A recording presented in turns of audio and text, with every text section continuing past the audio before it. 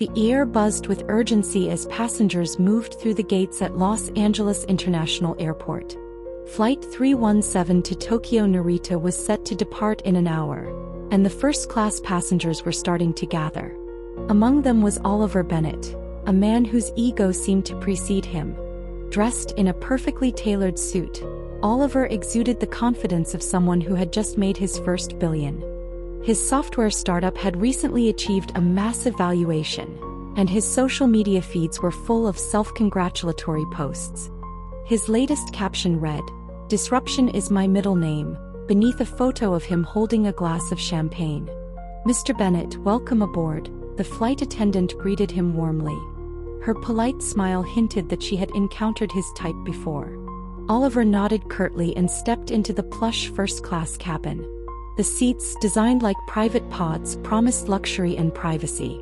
Oliver located seat 2A, his home for the next 12 hours, and immediately made himself comfortable, draping his blazer over the seat and retrieving his noise-canceling headphones. He glanced at the seat assignment beside him. Vacant. Good.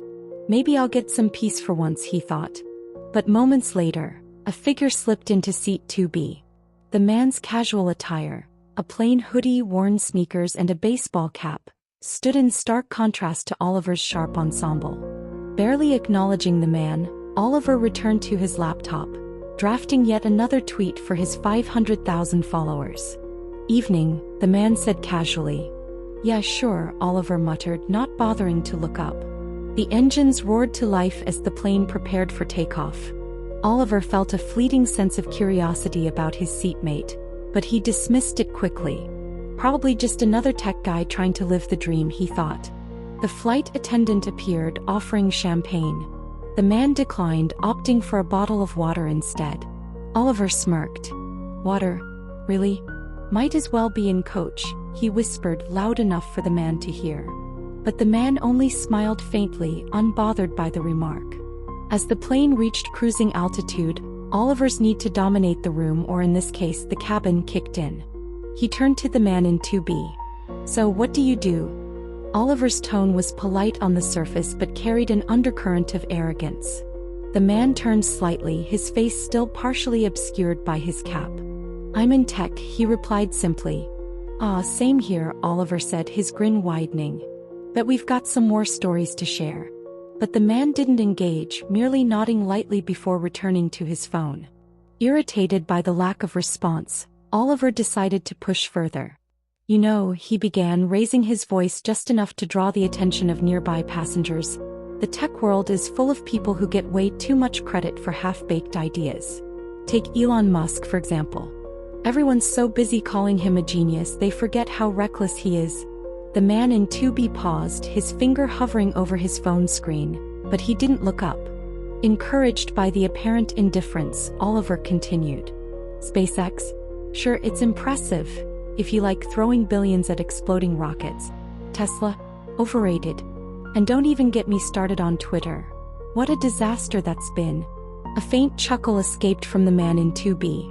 It was subtle, almost imperceptible, but it lit a fire in Oliver. He leaned forward, his voice dripping with condescension. "You think I'm wrong?" The man finally spoke.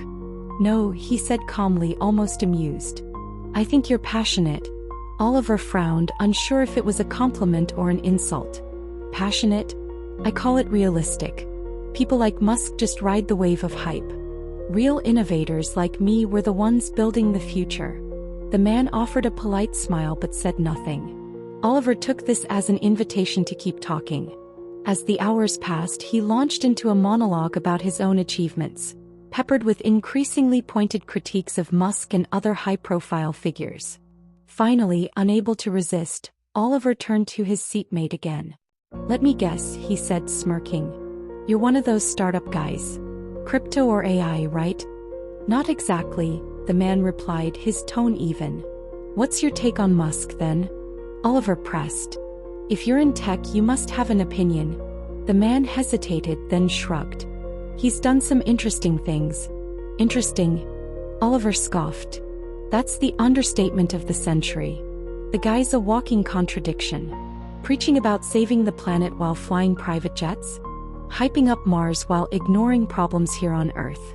For the first time, a flicker of something crossed the man's face. Amusement? Irritation?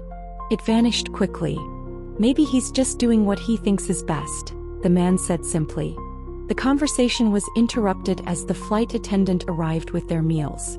Oliver noticed how calmly the man ate, as if he had all the time in the world. Must be nice, Oliver thought, to not have a care in the world. As the flight progressed, Oliver's curiosity about his seatmate grew. There was something familiar about him, but he couldn't place it. Then there were the whispers. Flight attendants glanced at 2B with a mix of curiosity and deference. One even addressed him softly. "Let me know if you need anything, sir." "Who is this guy?" Oliver wondered. He leaned forward, pretending to adjust his seat, trying to get a better look. But the man's face remained partially obscured by the baseball cap. The mystery was solved when a flight attendant approached their row with a message. "Excuse me, Mr. Musk," she said, her tone respectful. "The captain wanted me to let you know your connection in Tokyo is confirmed." Oliver froze. The words didn't register at first. "Mr. Musk," he repeated internally. The hoodie, the unassuming demeanor, the quiet confidence. It all clicked into place. His seatmate was Elon Musk. Oliver's face flushed as he replayed the last few hours in his mind. Every insult, every critique, every mocking jab had been aimed directly at the man himself. For the first time in years, Oliver was speechless.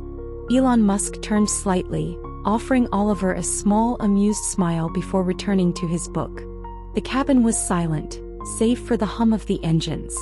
Nearby passengers exchanged subtle glances, some struggling to hide their amusement. Oliver cleared his throat, desperate to regain some composure. I didn't mean anything by what I said earlier," he stammered. "You can't take these things personally." Elon tilted his head, his gaze calm but piercing. "Does it matter who you're talking to?" he asked. "If the points are valid, they stand regardless of the audience." The response left Oliver stunned. For all his bravado, he had no comeback. Elon's words weren't angry or defensive. They were factual, delivered with quiet confidence. "Maybe next time," Elon added, "consider that before you speak."